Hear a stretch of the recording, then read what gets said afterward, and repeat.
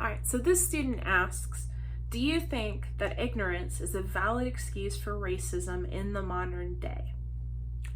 No, I don't.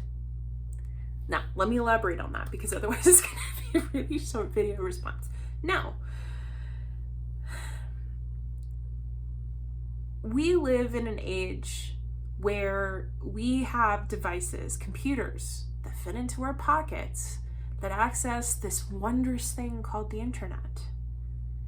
And we have powerful search engines like Google.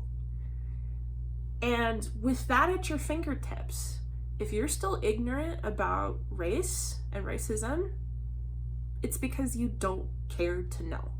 I'm just laying that out right there.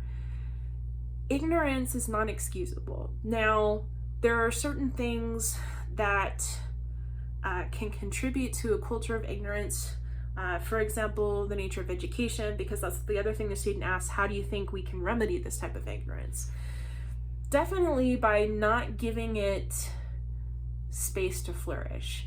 I believe that the education system is a great place to start in reforming K through 12 education, especially social studies, in highlighting systemic racism and doing away with whitewashing or history that very much pushes this narrative of triumphant whiteness across U.S. history and diminishes the contributions of people of color.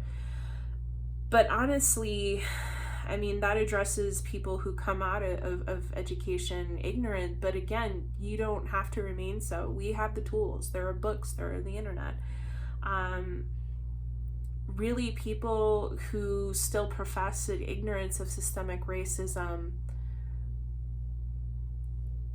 it's because they either don't care to know or maybe they've never thought of it before. And I will say that there are different responses to that. If you have somebody who just flat out says systemic racism doesn't exist, that's willful ignorance. That's not even bothering to go and research or find the information. Because if you study history, the unwhitewashed version, it's very much there. If someone says, well, I didn't know that all of these things existed, that's a different response. That's somebody who's recognizing that things are different than they thought. That's a person that's open to learning. That's the person where you say, okay, well, why don't you go read this book or check out this YouTube interview with this activist or author. That's the person who, again, you can use the power of the internet to guide them towards resources, to correcting that ignorance.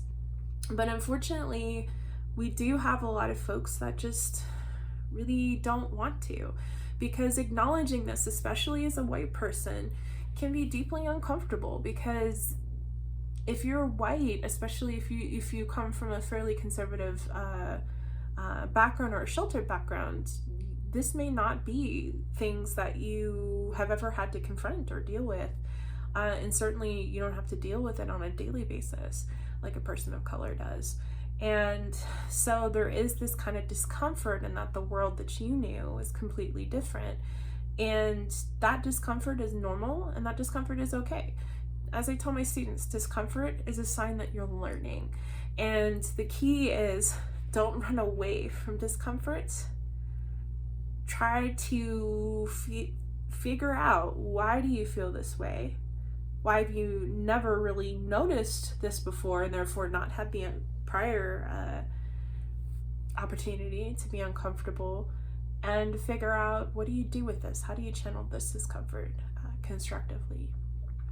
So no, I don't feel like ignorance is an excuse for racism. Certainly not ever, but certainly not now, given the volume of information that people have at their fingertips.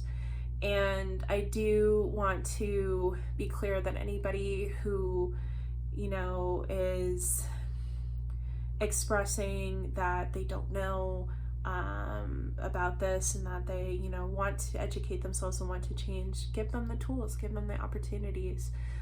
Definitely encourage knowledge acquisition and growth, because that's how we vanquish ignorance.